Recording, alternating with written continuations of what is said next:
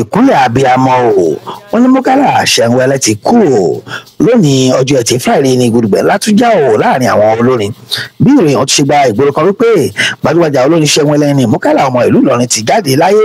ohun tá a gbọ́ ni pé ó ṣẹ̀ṣẹ̀ ti ìlú Òṣogbo dé sí Ìlọrin ni o níbi tí ó ti lọ kọrin bẹ́ẹ̀ ló tún ní òde eré kan tó fẹ́ ṣe nílùú Ìlọrin lọ́la ṣùgbọ́n tí ikú pa ọ̀dọ́mọkùnrin láàyò tẹ́lẹ̀ kàyéfì ńlá ni ikú ọkùnrin sì jẹ́ fún àwọn èèyàn nítorí wọ́n ní ó sì gbé fídíò kan sórí ìkànnì ẹ̀ ní nǹkan bíi wákàtí 5 sẹ́yìn èyí sì ló fà á tó fi ṣòro fún ọ̀pọ̀lọpọ̀ ẹ̀ láti gba ìròyìn gbọ́ wípé ọkùnrin oníṣẹ́wẹ́lẹ̀ ti jáde láyé tẹ́ ò bá gbàgbé ní nǹkan bíi ọdún mélòó kan sẹ́yìn ìlú náà di ìlú mọ̀ọ́ká látàrí bó ti ṣe máa ń fi orin Ṣẹ̀nwẹ̀lẹ̀ kiri ọjà ní ìgboro Èkó oríṣiríṣi nǹkan ni wọ́n sọ pé Murkala Ṣẹ̀nwẹ̀lẹ̀ máa ń kiri o ọgbọ́n sì ń ta ọjà tiẹ̀ ní bó ṣe máa ń kọrin Ṣẹ̀nwẹ̀lẹ̀ sí i èyí tí ó gbajúmọ̀ dára nínú orin tí ó kọ láwọn àsìkò yẹn náà ni kò ní dá fún ìbò tó ṣe kó sté bó bá kóore kò ní sùn rè ó ti máa ń kọ́ nìyẹn ó tó sì tún máa ń fi ṣàjẹ́ sí i pẹ̀lú nígbà tí Òkìdé ni Murkala ṣe rẹ́kọ̀dù pẹ̀lú Ìyá Aládùkẹ́ bẹ́ẹ̀ ni ọkùnrin kú farasí orin Ṣẹ̀nwẹ̀lẹ̀ tó sì di ohun tí òun náà fi ṣe dáadáa ní àárín àwùjọ ọ̀kan lára àwọn èèyàn tí ó bá sọ̀rọ̀ sọ pé nínú ìkẹ́ tí Ọlọ́run ṣe fún náà ní ilé tí ó kọ́ sí Ìkòròdú lẹ́kọ̀ọ́ bẹ́ẹ̀ ló ṣe ra nídìí orin Ṣẹ̀nwẹ̀lẹ̀ yìí kí ọba aláwọ̀ àbí kó foríjì iṣẹ́ tó ṣe kò ní yí dànù o. ṣá o kí Murkala oníṣẹ̀nwẹ̀lẹ̀ ó tó lọ o ó ní iṣẹ́ tí ó rán sí gbogbo olóṣèlú Nàìjíríà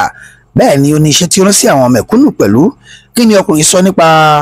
ààyè tí orílẹ̀-èdè wà lásìkò yìí ẹ gbọ́ látẹnu ọkùnrin Ṣẹ̀nwẹ̀lẹ̀ yìí tó sọ àsọtẹ́lẹ̀ kó tó jáde láyé. òkè alájà ìlàdé bá òsì Ṣẹ̀nwẹ̀lẹ̀ ọmọ tó sọ iná rèé o ẹkún jáfòrin ṣe fàájì fúnra wa ká mọ̀ dúnra wa nù gbà gbogbo Nàìjíríà orílẹ̀-èdè dàbí ìlú wa Nàìjíríà orílẹ̀-èdè mọ́mí wa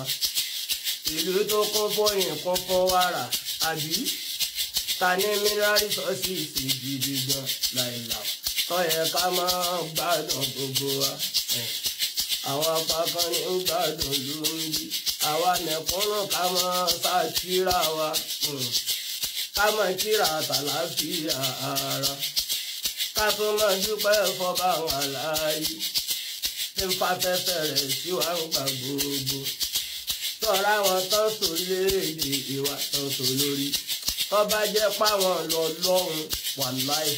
wọ́n kàtẹ́gùn kó Nàìjíríà pátápátá tó bá jẹ́ páwọn tán sórílẹ̀-èdè ìwà tán sọ lórí tó bá fi páwọn náà ọlọ́run ọba mọ́ra pẹ̀rẹ̀ pé wọ́n ní kójú máa rọ̀ mọ́ rárá káì. bára ayé bá bẹ̀ mí mi ò ní gbọ́ o lórí ọ̀run bá bẹ̀ mí ò ní gbà ká ẹ pẹ́ bẹ́ẹ̀ lọ́gbọ̀n ká ẹ bẹ̀ mí mi ò ní gbà o mi ò tiẹ̀ ní gbà ní ẹ̀ lè sọ ẹ ṣe máa sọ fún mi ẹ sọ wípé mi ò ní wà lórí TV máa wà lórí TV ibi tó kún fọ́gbọ́n ìmọ̀ òye documentary wà ńbẹ̀ eré alárabàrà wà ńbẹ̀ àwọn ìtàn ìṣẹ̀ǹbáyé wà ńbẹ̀ àwọn òní àti òlọ́mọ nínú ẹ wò ó ẹ máa wo Alore TV. orúkọ mi ni wòlíì Israel Ọládélé Ògúndípẹ̀ Genesis Global. Alore TV ẹ máa wo ẹ̀kọ́ pọ̀ ńbẹ̀ ìrírí ayé pọ̀ ńbẹ̀ òtítọ́ pọ̀ ńbẹ̀ ohun tó lè gbéyàn dìde tó máa múyàn kúrò nínú àṣìṣe ó pọ̀ ńbẹ̀. I am confirming Alore TV. The more you know, the better you become. Alore TV. Alore TV. Alore TV. Nílé nílé òkúni ẹ máa wò ó ètò tó kọ́ni lọ́gbọ́n ètò tó kọ́ni lóye ní gbogbo àgbáyé ẹ máa wò ó Alore Alore ẹ máa wò ó ẹ máa wò ó Alore ẹ máa wò ó lórí ìlànà tó kọ́ni lóye ẹ máa wò ó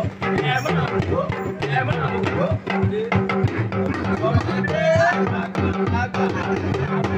àgbèrè àgbèrè ẹ máa wò ó.